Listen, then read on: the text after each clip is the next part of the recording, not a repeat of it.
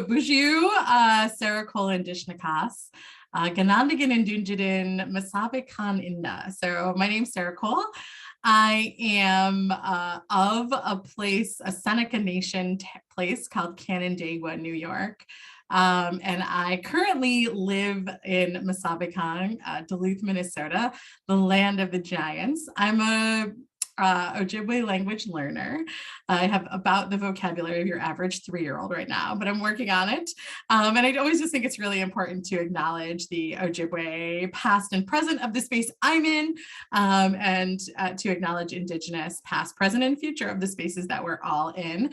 My pronouns are she and hers, and I'm super happy to be with you today. It's one of my favorite topics.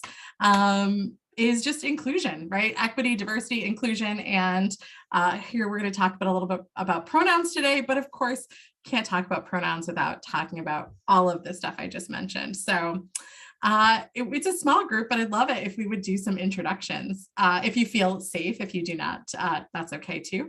So the kickoff question is, what is one thing about you we can't tell from looking at you? And anybody, we're going to be super informal, so anyone can kick us off.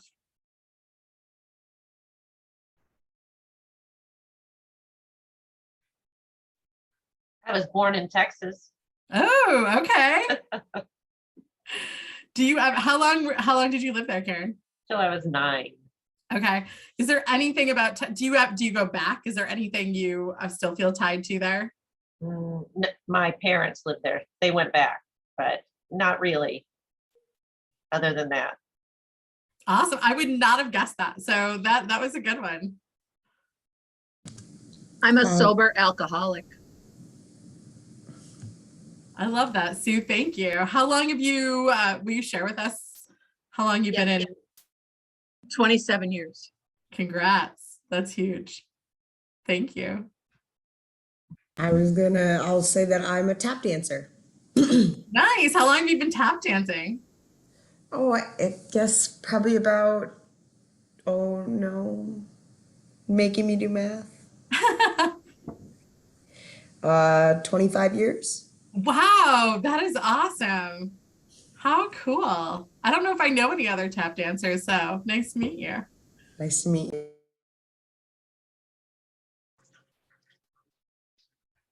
Hi there.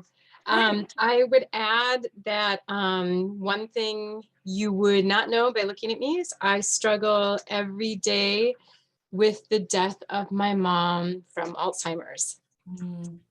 I'm so sorry about that. And thank you for sharing that. That's huge. Thank you.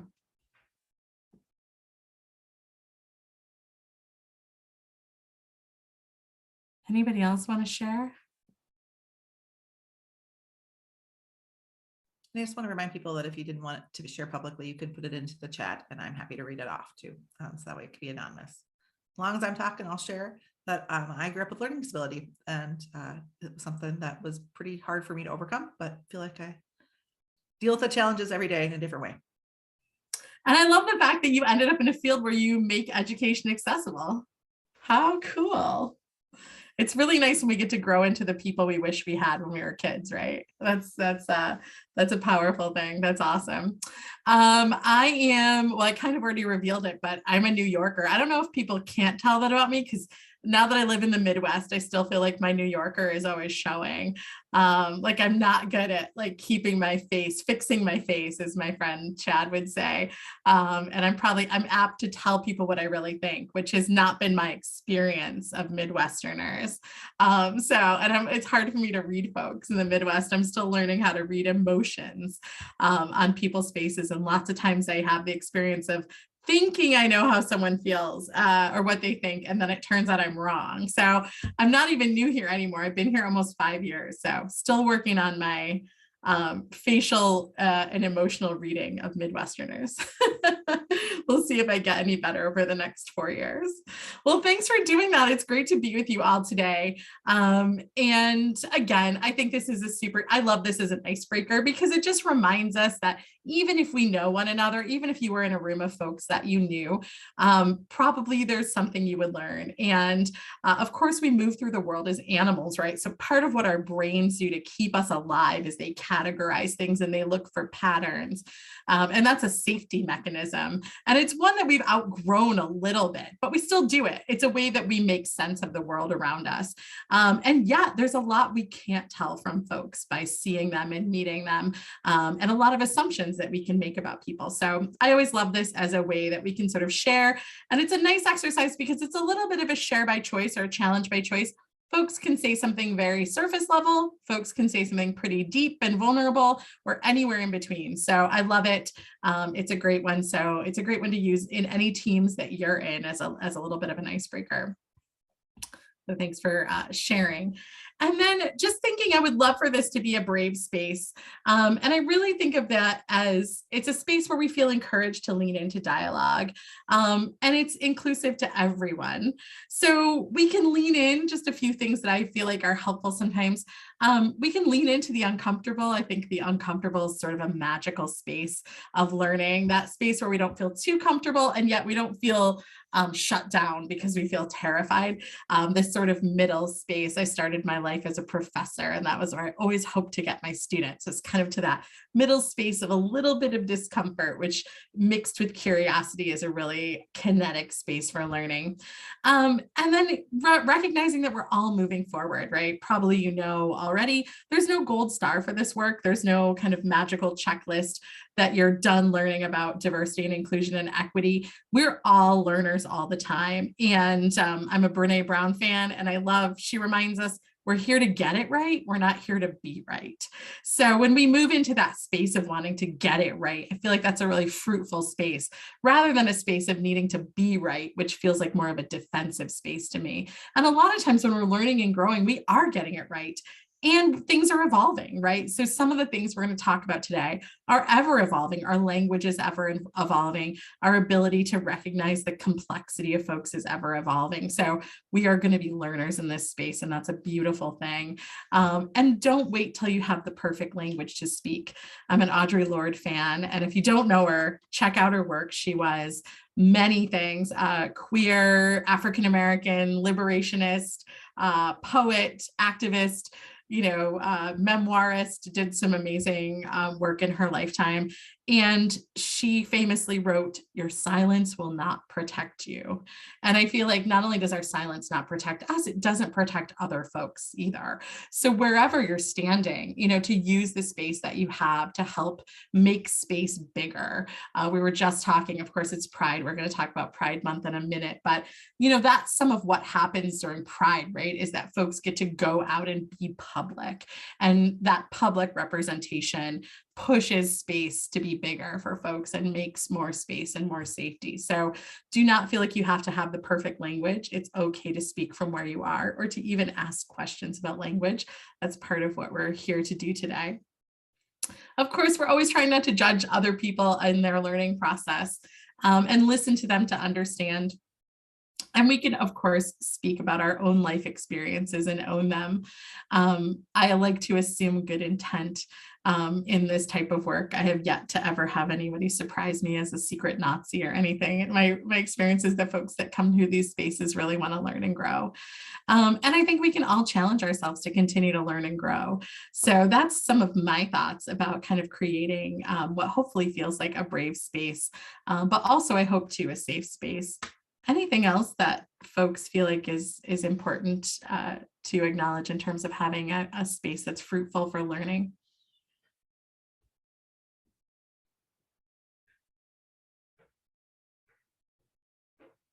All right, this is also a small group, so don't be afraid to anytime use the chat box or just jump in. I also have a great friend who says it's not super useful to spend a lot of time feeling guilty about the past. It's sort of a wasted time and emotion, but we also don't get to let ourselves off the hook for the future. So I love that. It's a little bit of a when we know better, we do better kind of saying, and I really like that as well. And of course, be curious. I think that curiosity is one of the best traits any of us can have. And there's so many avenues for us to keep learning and educating ourselves right now. And so I think that's a really exciting thing. So yeah, it's part of why you're here today as well. So of course it's Pride Month. I can't not say something about Pride. So you probably know, really you might hear folks saying Pride is a riot. And it's because Pride did start as a riot. So in 1969, there was really a watershed moment that happened at the Stonewall Inn in Greenwich Village. And we commemorate that event with Pride festivities. And that event was really not just a one-time thing, although we sort of mark the Stonewall Rebellion as we put a pin in that moment. But in truth, the queer communities in spaces had been getting harassed for years, and bars had been getting raided, and folks had been getting carted off to jail. And then really horrific things happened. They'd be beaten, they'd often be raped. And so the queer community just had enough one night. And that particular night, two trans women of color, many folks, but really led by two trans women of color, Sylvia Rivera and Marsha P. Johnson, fought back. And so folks fought back against a raid. And we really mark that as a moment in time, and celebrate that through Pride festivities and activities, but never like to let it be forgotten that two trans women of color really marshaled this and led and grew many other activists. They certainly don't stand alone, but really powerful to remember sort of the genesis of Pride and that it is and was a riot. We have lots of fun. Representation is wonderful. And also this really had seeds of pushback against violence against queer communities. So I think that's so important to never forget, especially since we are still living very much with lots and lots of violence against queer communities all over this country. So here's to two amazing women. So happy Pride, y'all. I saw some videos and some great photos from your Pride event this weekend. And if you didn't get enough, we actually got like a double Pride here in the Twin Ports area because we celebrate the Pride festivities here in September. So come out and join us. It's Labor Day weekend, which is not ideal perhaps, but if you are around, we'd love to see you. We'll be out and proud and having a great time. So, part of this work to me all fits under the umbrella of diversity and inclusion. So just for the sake of our talk today, diversity is simply the presence of differences that make us unique and that can be used to differentiate groups of people from one another. No fancy definition. And inclusion is really just the full engagement of everybody, right? So we can list out those folks, but it's just really including everybody. And my favorite is diversity is the mix and inclusion is the effective engagement of the mix. Or diversity is being asked to the dance and inclusion is someone asking you to dance. So if you spent as much time standing on the wall as I did in 7th grade at a dance, you certainly know what that feels like, right? It's one thing to get in a room, it's another thing to be engaged. And I think sometimes when we're all doing this work, we do one and not the other. We might get folks in the room, but then we don't fully engage them. We don't bring them to the table, so to speak. We don't ask them questions, and then we wonder why they eventually leave. So it's a really beautiful thing when that kind of diversity and inclusion comes together. That to me is the magic moment. And then just quickly, I like this as a visual for diversity and inclusion because it's a complex thing. So this is the YMCA's tool, but it's just a tool that sort of visually represents diversity. And I like it because it talks about dimensions of diversity. So we get to sort of play out. Today, we're going to be really focusing on gender and gender identity, but we all carry all of these dimensions of diversity. And this tool starts with the individual at the center, right? Not because you're more important than everyone else, but because we see things through our own lenses. So you may have heard at some point the expression, we don't see things as they are, we see things as we are. We view everything through the lens of our own history and experience.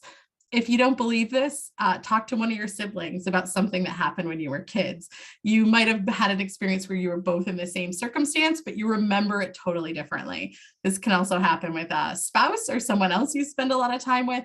You had the same exact experience, but you read it or felt it in two different ways.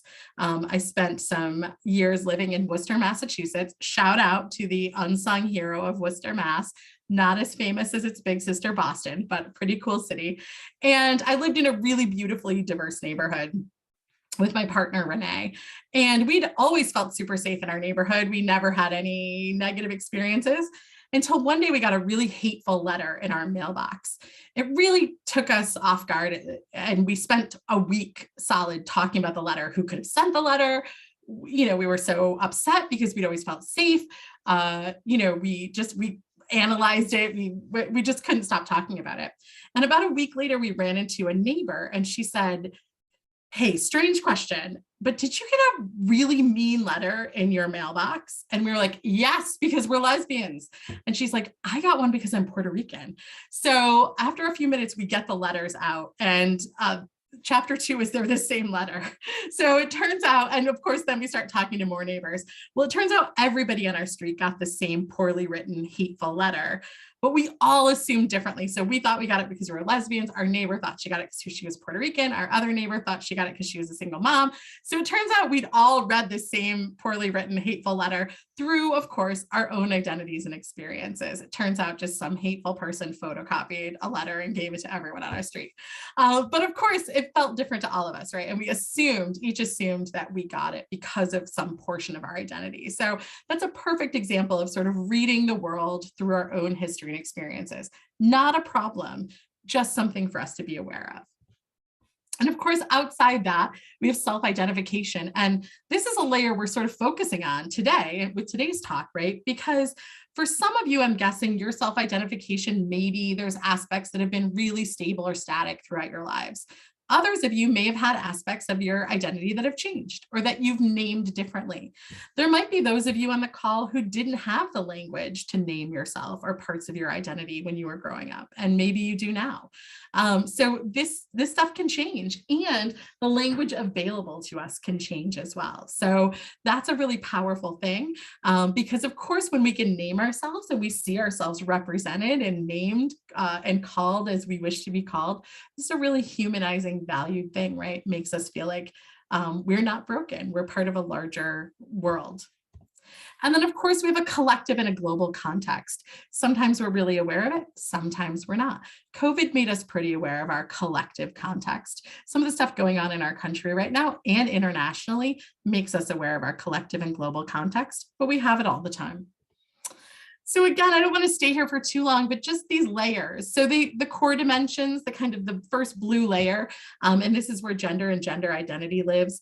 These are things that we have them every day. We move through the world with them, and we feel them. We may feel them heavier or less heavy depending on the circumstances of our day or even our moment. Again, we're talking a lot here about gender and gender identity today, and also sex. So these things are all really key.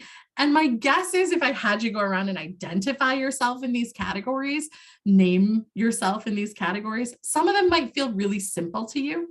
And some of them might be things you haven't thought a lot about. And I love that as a marker of safety and privilege. So for an example, white folks tend to not think a lot about race. It's because we move in a pretty racist world that has only rewarded us for being white. Kelsey and I don't have to worry when we walk in a store. If someone's following us, our first thought is probably not they're following us because of our race, right? That's not something white folks generally experience. So white folks tend to not think a lot about race. That's a sign that you're in a space where you've enjoyed privilege and safety. Men do not get taught from the minute they can breathe and walk to hold their keys in their hand and look in the backseat of their cars, right? That's not to say there's not violence against men as well, but that is not bred into them the way it is bred into women. It's because we live in a sexist society. Straight folks, you don't have to think very carefully about whether you're going to hold hands with someone in public or display affection, whether that might be a safety issue. That's heterosexual privilege. So all of that is to say, it's great to notice which of these maybe we've spent a lot of time thinking about and which maybe we've enjoyed relative safety and privilege. And if you have enjoyed that safety and privilege, your job is to not sit around feeling guilty. Your job is to make the world a safer and equitable place for other people. So just a note about that. And my guess is we all have some of those spaces again, which we've thought a lot about. Other spaces, it might feel like this is new thinking for us in terms of how to name ourselves. We've never really thought about it. This next layer is really just another layer of identity characteristics that we have.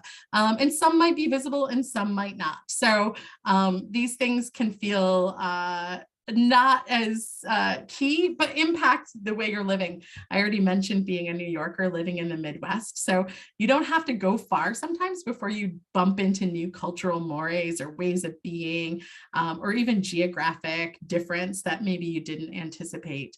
So I think when we think about our businesses and the places we work and our behaviors, sometimes this is a space in which we make a lot of well-intentioned mistakes. So we don't mean to exclude folks, but in a lot of these spaces we do. So one of my favorite stories about, we don't do this at our Y, but lots of Ys do, is that on Mother's Day, a lot of YMCAs love to first of all give what they think is female-bodied person. So there's assumption A, to say Happy Mother's Day and give them a really ugly carnation.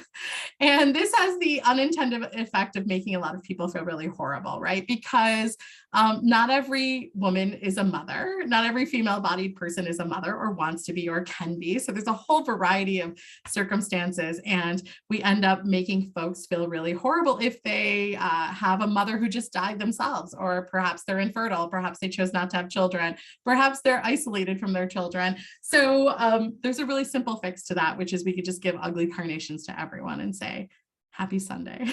So sometimes inadvertently, we make mistakes that make people feel othered. And so the idea is just to keep thinking and make sure that our spaces and our practices are as inclusive as possible, which is why it's exciting to talk about pronouns. And then lastly, just we go to work, right? So we have a lot of work stuff that plays into diversity, who we are, who we spend time with. And if you're apt to think this isn't important, you've never had a bad boss, because that can totally change your life for the worst. So we spend a lot of our waking hours at work. And of course, all of this stuff shows up there too. So it's just a tool. We can place ourselves in the tool. And I love this tool just as a conversation starter. You'll see it also has blank spots because it sort of acknowledges that it won't capture everything. So you can add your own dimensions into those blank spots that might be missing. So for today's talk, just some defining terms, which again, may be familiar to folks, but when we talk about sex, gender identity, so typically in these conversations, we talk about sex as something that's biologically assigned at birth. Typically in our country, still going to be male, female, or intersex. And that doesn't mean it's correct. That just means that we all get an assignment when we're born, right? They write it on I think they still write it on the little card, literally, that gets stuck on the isolette. So you're going to get named something because somebody looks at your genitals, right? So that happens. And then you're sort of in the system, right? That's going to go on your birth certificate. But gender, much more complicated, right? Sex is also much more complicated too. But again, in our country, we kind of use three categories. So if you've ever heard of her, there was a really famous theorist named Judith Butler who did a lot of great work around gender theory. And she was the first person to say gender is performative. And what she meant by that, so you might, gender can be really extravagantly performative if you've ever seen drag, right? Drag queens or drag kings really performing gender in very hyperbolic ways. But really, we perform gender all the time. Me, you, all of us, right? So we get up, we put things on, clothing or jewelry, we do things to our hair or our faces or our bodies. We move and talk in certain ways. And those ways are not innate. Those ways are learned. We learn to do those. And we learn so early that we don't even really think of it as learning, because in many ways it sort of predates, at least these days, even being born, right? So we're in the era of the gender reveal. So sometimes even before a sort of baby is born, there's expectations and discussions about that baby. And it won't surprise you to hear that we are kind of projecting those cultural ideas from the first minute we can. So there's been a lot of experiments where they take a baby, it's the same baby, and they dress the baby in pink and they pass the baby around to a group of folks. And then they ask the people to describe the baby. And the people say things like, the baby is very beautiful, the baby is very delicate. They tend to hold the baby kind of in a kind of traditional cradling way close to their bodies. And they take the same baby and they put it in a blue outfit, they pass it around, and then they ask people to describe the baby, and people say like, the baby is so hardy, the baby is rugged, and they hold it differently, they bounce it. So, these things, when I say they're learned, I don't mean that to mean they're easily shaken off, because we're learning them from before we even know we're learning. And so we step into these ideas about gender and performance. And certainly there are punishments for not following these rules as well, right? You may be corrected. I grew up with a grandmother who's always telling me that things I did were not ladylike, whether that was the way I was sitting or the way I was speaking or the way I was talking. Certainly there can even be violence. So boys who are effeminate are often called sissies and maybe, again, bullied, beaten up. Women who are not very ladylike are also apt to open themselves up for sometimes harsh and violent reminders of how they're stepping out of line. So gender is learned and performed, but it doesn't mean that it doesn't feel very deep-seated, and that the stakes are not really high when we step out of those sort of norms of performance. And our gender identity is our own sense of who we are. And that might be a variety of things, male, female, neither, both, two-sex, intersex. There's a lot of choices here. So I think we're expanding upon the naming of a lot of these spaces that folks have held forever. In fact, some of these ideas about multiple genders are really, really ancient.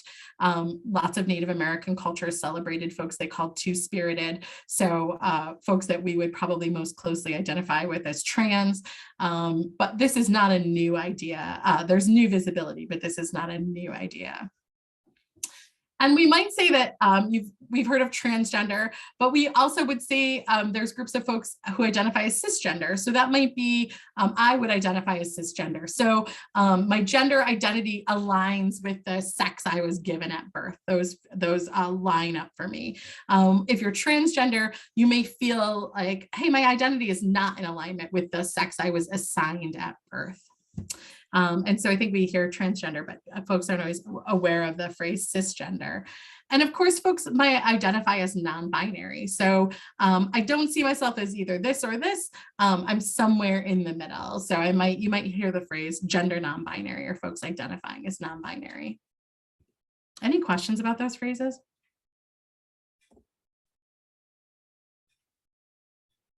You're going easy on me today. All right. Not a speak now or forever hold your peace. So some questions that might be helpful to address. So, and again, add your own as we talk through this. What are pronouns? What if I screw up people's pronouns? How can I ask somebody what pronouns I should use? Why does it even matter that we use people's correct pronouns? And what are some commonly used pronouns that we might see out there? And so I think there's a lot of, I'll point this out as we go along, but there's a lot of low stakes ways we can do this. And one thing that we're doing every time we're sharing our pronoun or asking someone their pronouns, we're sending a signal of safety and welcome, right? So I love the features, and some of you are using them. Even on something like Zoom, we have the opportunity to share our names and our pronouns. That's a super easy way to just build this into our sort of day-to-day activities. Typically, if we started this meeting a little bit differently, I would have asked each of you when you shared your name to also share your pronouns. I didn't do that deliberately today, but that's a really easy way too, just to get folks feeling like, hey, we can send a signal of safety. And also that's a great way to just get folks' pronouns right out of the gate. And then we know what they are and we don't even have to ask. I'm also a fan of pronouns in email signatures. Lots of you will have a first communication with someone via email before you ever meet them. I know that's true for me. So super easy to add your pronouns under your email signatures. That doesn't cost anything, really easy. Again, it's going to give the folks that you're communicating with a sign that you are open to hearing about pronouns. And so again, might open the door for them to share their pronouns. So there's some really easy kind of no cost ways that you can start building this into the work that you're doing every day. So pronouns are really just stand-ins, right, for our name, for our proper names. So you might use she, her, or he, him, or z, here. And really increasingly folks using they or them as pronouns, as singular pronouns. So this may feel weird to you at first because it feels like a plural, but we do it all the time, right? Is sort of casually when we don't know who is coming. So I don't know what time they're going to be here, you might say casually. So lots and lots of folks feeling like they, them is resonating with them as pronouns. And we have used singular they in our language for a very long time. The more you use it, the easier it will feel. But those are some of the most popular. I don't see ze or here as much as I used to. I have some friends who utilize those pronouns, but I'm mostly these days seeing she, her, he, him, they, them, or some mix of she, them, or he, them. I'm seeing a lot of they, them resonating with folks as a space that feels non-binary or gender neutral for folks to use. So you might also be seeing that as folks are sharing their pronouns as well. And you might be hearing that a little bit more. Again, some of the pushback I've heard is that people say, oh, this feels awkward or this sounds awkward. Everything new sounds awkward. So again, I think the best way to get used to it is just to practice using they, them pronouns in the singular. It will start to feel lots more natural the more you do it, of course. So those are some of the pronouns I'm seeing the most often. Anyone seeing anything else? I have a little chart coming up too, but anyone hearing or seeing anything else a lot?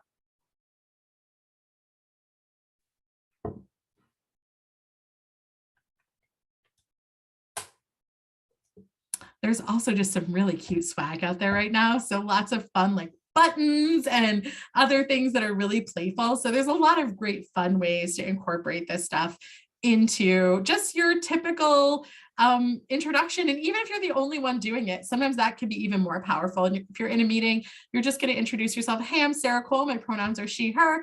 Really nice to meet all of you. You know, again, sometimes that's a really nice signal. So don't be afraid to be the only person in a room doing it either. It's a great habit to get into. And sometimes when you're the only one, you'll have someone come up to you afterwards and say thanks, because it makes them feel as though they are more welcome and more able to share their own pronouns. So just a great reflex to get into. So this is not an extensive list, but here's a few. Again, I don't see the Z's as much, and the A's and the V's and the T's and the E's as much as I see the theys and the thems.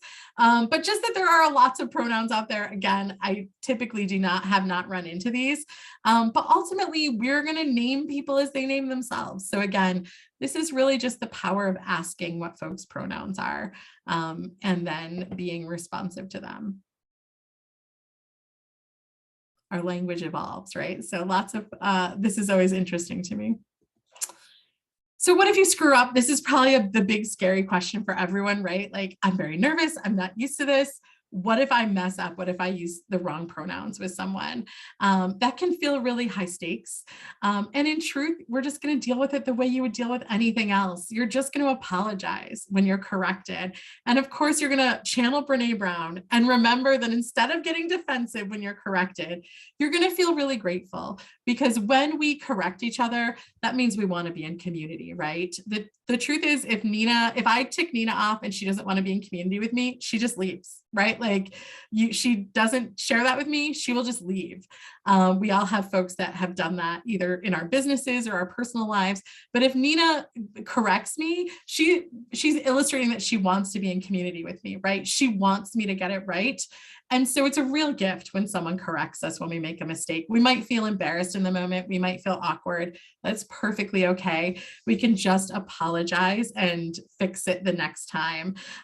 So again, there's an example here, referring to Alex as she. The person's corrected because Alex uses they, them, their pronouns. Oh, apologies. They're one of my science students, or thank you so much for that correction. That's really, really key. And again, it's going to happen. We're going to make mistakes, and that's okay. So that we can have accountability. And I think in general, when folks are correcting us, again, we can see that as a real gift to us rather than feeling like it's the end of the world. So don't be afraid to make mistakes, and don't be afraid to apologize. And again, some of those visual signifiers can really help. So we're in the midst of rebuying all name tags for everyone at our business that will now include pronouns, just because I think that's a great way to get into conversation. It can be a safety mechanism and really just take away that confusion, especially for folks who are just learning about different sets of pronouns. So don't be afraid to mess up, and don't be afraid to apologize when you mess up. Again, it's a great opportunity for relationship building and bridge building. So how do we know which pronoun someone uses? We can assume. That's not a great way. There's lots of mistakes there. We can ask. So sharing our own pronouns during an introduction is a great way to signal safety and acceptance. If you're leading the meeting, I would encourage you to just build that in. So if you would normally say, please share your name and like where you work, or please share your name and your department, you can simply say, please share your name, your department, and your pronouns. And then you might give an example and say, your pronouns might be this, this, or something else. And it's okay. Some of the folks who do it for the first time might stumble, but that's all right.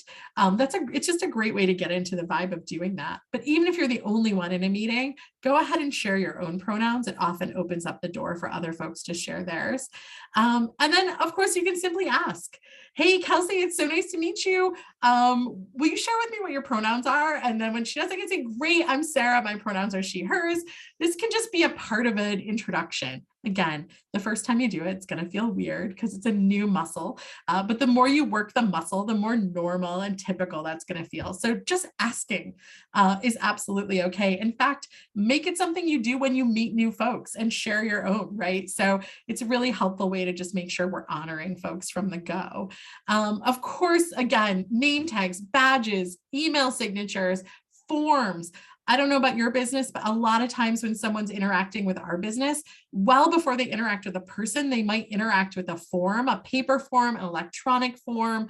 And so checking to make sure there's inclusive spaces on those forms, that it doesn't say mother and father, that it might say caregiver, caregiver, or parent, parent, that there's a bunch of choices for pronouns and identifiers. So now we're hearing too, I love as some choices, Ms., Mrs., Mr., and Mix, MX, as a gender neutral stand-in rather than Miss or Mrs. or Ms. So you might see more Mix, MXs cropping up. So anything you can do to make sure your forms are inclusive is fabulous, because again, lots of times folks aren't going to meet you right away, but they're going to meet a form right away. And certainly bumping up against something that doesn't feel inclusive is not the way we want folks to feel when they're first working with our businesses or working with us, right? So those things all matter. And I know it's not super exciting to go through your forms and audit them, but it's a really important thing to think about. And we can think about incorporating this stuff into trainings that folks might have to go through in our organizations as well. So lots of ways to bake this in a way that just can become very habitual and therefore low stakes. So don't be afraid to kind of tackle it and to model it yourself. That's a super important thing. It often feels really great for folks in the room who might not be sure if they can share their pronouns or if their pronouns will be honored. We've also really moved away from the language of saying preferred pronouns to just saying pronouns, because for lots of folks, they would respond, well, that's not preferred, that's my identity. So when you say preferred, you're making it sound sort of just like, do I like ham or chicken? Whereas I feel like this is a key part of my identity. So we can just say what are this person's pronouns are versus this person's preferred pronouns are. And that can be a really powerful message too. Any questions? I'm talking so much here and I've had a lot of caffeine. You're welcome, I'm sorry. I'm a New Yorker too. So the more caffeine I have, the more excited I get, the more I use my hands as well. So I think there's lots of tips. Oh, sorry, did I just cut somebody off? Yeah, hi there. I'm Dan, and I'm in Grand Marais, and we have a child who has transitioned around a year ago, and they are non-binary, and they are very impatient with our failures when we screw up on the pronouns. Do you have any? And We begged for forgiveness. they feel like it's been a year, and that the fact that we're from a different generation, older, other people have said, your parents are from a different generation, they're older, and cut them some slack and stuff. And our child is pretty PO'd. So do you have anything to say? Like, it seems to me like there ought to be a handbook for both sides of the equation here. Yeah. Absolutely. I'm laughing because I think I've been that person in the past, right? Yeah, I think you're bringing up something really important, which is that sometimes as we're working to learn this, the folks on the other side, right, who are waiting for us to learn, or the folks who might be waiting for us to get it right, are not feeling super generous. And I think that makes a lot of sense, because if you've ever, and probably many of you have in some capacity, had the example of walking through a world that just keeps getting it wrong about you, whether that's about your body or about your race or about your gender identity, you just feel over it already, right? Because it really feels like an embattled place to be, and it's really exhausting. And a lot of times folks in communities that have had to fight for themselves also have to take on the added burden of education, which can really feel exhausting, right? So queer folks have to educate straight folks, and BIPOC communities have to educate white folks, and it can just feel exhausting. So it doesn't surprise me that you might have someone who just sort of feels like, oh, get it right already. And I think a lot of that is not about the people that they're probably responding to as much as it is about just a general exhaustion sometimes, about surviving in a world that hasn't made it really easy to survive as a trans person or a gender non-binary person. So I love what you're doing already, which is sort of saying, hey, we are working on this. I apologize. I think that sounds simple, and I think it's a really profound message to keep giving. We are working on this, and remembering some of the blowback you're getting is really not about you. It reminds me sometimes when we work with parents of kids with disabilities, the parents can come in like raging bulls. Of course, right? They're protecting their children who they love deeply, and they have to fight for every inch they've ever gotten for inclusion. And so by the time, sometimes even just conversation one, they're coming in with the horns, and it's because they're exhausted, right? And they feel fierce about this. And so I think it can be the same for trans and non-binary folks, just feeling frustrated and angry and like they're tired of educating us. So I don't have a magical answer, but I think sometimes just looking for the soft thing under the hard thing, right? If the hard thing is anger or defensiveness, sometimes the soft thing is exhaustion and fear and just really wanting to be in a safe space. So I think everything you're saying that you're doing is really powerful. Keep educating yourself, keep apologizing and making reparations, and just know that sometimes I think when you get that harsh pushback, it's really the result of folks just having to fight so hard all the time. Sure. Following up, if I may, our kid also, our kid is 20, and they say things like, Dad, you're still treating me like I'm a 17-year-old boy, and I don't perceive it that way, but they do. And one of the things that I think is really important to them is being complimented on outfits that are feminine, and stuff like that. And they are actually getting very proficient and stylish and all that. But there still seems to be an expectation to treat them differently. And for example, I've asked for examples, and that gets our kid pretty frustrated. And one of the examples they do give is, don't ask me to move things and help lift anything. Don't think of me as that kind of person anymore, which that I can grab a hold of and understand. But I've got a feeling there's more out there, and I don't know what it is. And it's a real cause of friction to try talking about it. And do you have anything that materials that speak to this idea of, they're becoming convinced that we don't accept them, and we feel like there's nothing further from the truth, but that's not what our kid thinks. Yeah, well, and I'm thinking, you're all pioneers, right, in this brave new world together, right? So you're moving in a brave new space, and your loved one is moving in this brave new space, which sounds sort of more beautiful than it probably feels in practice, right? Because in practice, it probably feels like at times just sort of fumbling forward. I'm thinking of a couple books that I think would be awesome. I'm just going to drop my email address in the chat box. Shoot me an email and I'll send over a book list that's probably longer than the one you really want. But just that are some cool books that I think maybe even you could both read together or all read together, and to engender some additional conversation. Because even though I hear you when you're saying, sounds like the questions aren't right, I do think the conversation is so key, and just continuing to ask those questions and learn together, right? Because they're learning, you're learning, and there's going to be some mistakes, but to keep coming back to the conversation and maybe even this idea of getting it right? Like, okay, we're going to keep working to get it right. But I think there's some brilliant stuff out there that would might be even a fun kind of group read for your family. Yeah, let me just add, it's like about 3-4 weeks ago, it's gotten very dark, really dark. So this is not fun. Yeah, no.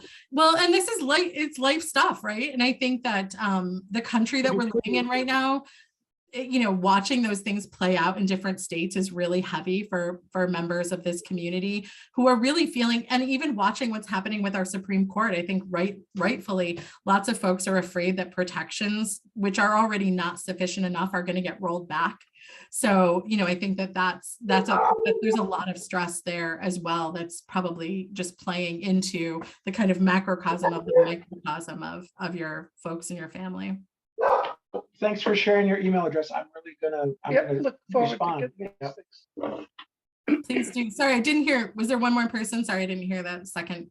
No, it's just me chiming in saying yes, thanks for the list of books. That'll Yes, and be please, good. anyone feel happy to reach out. I'm always more than happy to chat about this type of stuff. This is how we make great forward momentum. So thanks for sharing too. I think that the place you find yourself in is not an uncommon one for sure.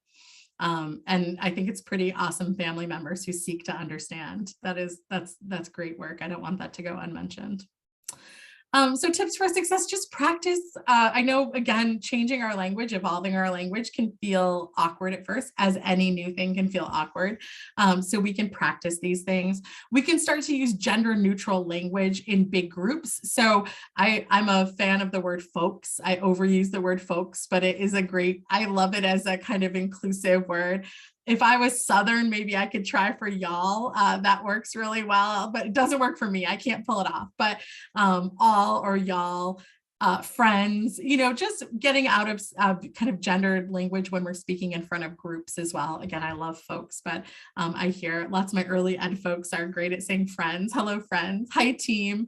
So I think we can also use, if we're trying to describe someone and we're not sure of pronouns, we can, again, try to use other descriptive language. And we can share resources. There's some great stuff out there right now. There's some great books. There's some great podcasts. There's just some great advocates and allies who've told their own stories about their own journeys and help to guide the rest of us in terms of learning and being accepting and educated ourselves. So there's lots of great stuff out here. A lot of this language I took from Glisten, but there's some really powerful, smart folks out there writing and sharing, blog posting about a lot of stuff, that making all this information a lot more accessible to us. Of course, I think this is powerful stuff, period. So I love this idea of applying diversity and inclusion.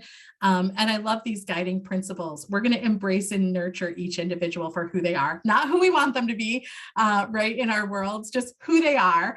And that doesn't just mean everyone who votes like me or looks like me or is my friend to have brunch with me. Really means everybody. I say to my folks, even the person yelling at you in the lobby, that person too.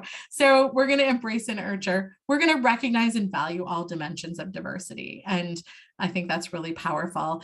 I love this, working toward the greatest possible inclusion. The beauty of inclusion is that we start with one group and there's always a ripple. So for example, curb cuts, those places where the sidewalk dips down into the street.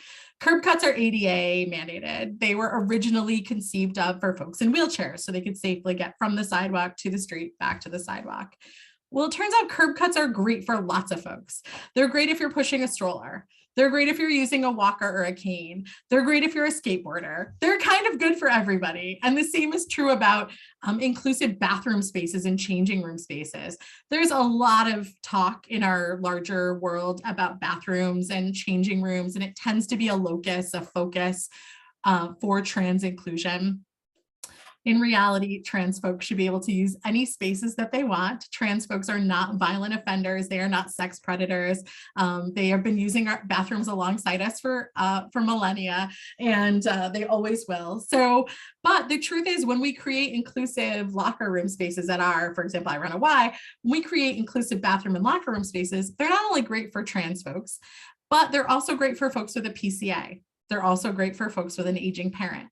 They're also great for folks with children. They're also great for folks who might be Muslim and have religious privacy needs. They're also great for folks who might just want a different space to change. So it turns out that, again, when we work to include one group, there's always, in my experience, this great ripple of broader inclusion and better feeling spaces for everybody. We didn't talk a lot about global awareness today. And of course, we can lead with empathy in all of our interactions and activities. Easier said than done, I realize, but really important. And I think when we can do that, we can often hear and learn. And what can we do now? We can educate ourselves. Again, as folks who do not, especially if you do not identify as trans, again, we can work to educate ourselves. Sometimes we put that burden on trans folks themselves, and it's exhausting. To move through the world as a trans person is not easy. It's not easy to not know what bathroom you're going to be safe in, or whether you can find clothes, whether you're going to get medical care. This is really a survival thing. So we can do our best to educate ourselves. We can read books. There's great podcasts. There's just all sorts of stuff out there for us to learn more. We can have courageous conversations like this one, and we can have them in our workplaces. We can have them at our dining room tables. We can make sure that we're intervening when we hear someone saying something that's offensive. We can correct someone if they use the incorrect pronouns. We can step in and offer corrections. We can ask good questions. That's always okay. Of course, we can spend money in ways that align with our politics. So especially during Pride, you'll see lots of businesses sort of coming out in support of queer communities. You can do your research and make sure that you're not, for example, going to Chick-fil-A. I don't think we have any local Chick-fil-A's, but they're sort of famously anti-gay. Do not give them your money. You can eat chicken at lots of other places. And it does matter sort of what we support with our dollars. So try to support businesses that are supporting the groups that you want to have safety. You can, of course, go to trainings. There's a ton of stuff out there. And if you have a staff team, make pathways for your folks to go to trainings. We can, of course, work to be, I wrote active verb allies, because ally is an active word, right? So we don't get to name ourselves as allies. We get named as allies when we show up in the right way. So hopefully we keep showing up in ways that would name us as allies. And of course we can, we all have a list of things we know we could be doing, but we're just not yet. And we can tackle that stuff too. So I know we're getting close to time. So I want to ask if there's any questions or things we didn't cover. Yeah, I had one that came up in the chat. Oh, You beautiful. guys want to know about getting pushback by other professionals, like in a situation maybe like this, even that somebody says my pronouns are, and people are purposefully, not accidentally, not utilizing those. And especially if it's kind of continues. Is there any notes about that you would maybe provide for people about guidance? Yeah, for sure. That's a great one.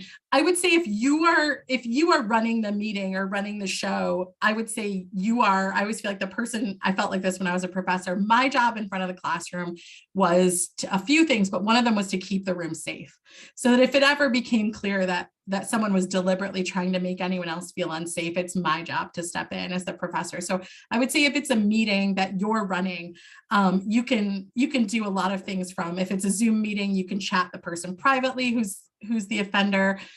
You can sort of, break them out privately. If it's a live room, you could always break the room. If it's a meeting, give everyone a break and call the person to the side and ask what's going on. I would not be afraid to call it out. My first instinct would be to call the person out privately, maybe call them in privately, but to say, I've noticed you're doing this, at this point, it feels intentional. It's not acceptable. So if you do not feel like you're quote unquote in control, I wouldn't be afraid to immediately take that. First of all, keep correcting them publicly in a meeting and be an ally, show up as an ally to the individual, but then address it with a supervisor immediately. Because I would really put that I would categorize that as a form of bullying, and I would take it really seriously. That's a great question. If you don't mind, I'd like to follow up. on Please, that. yeah. You know, a lot of the examples that you've used here seem to relate to education.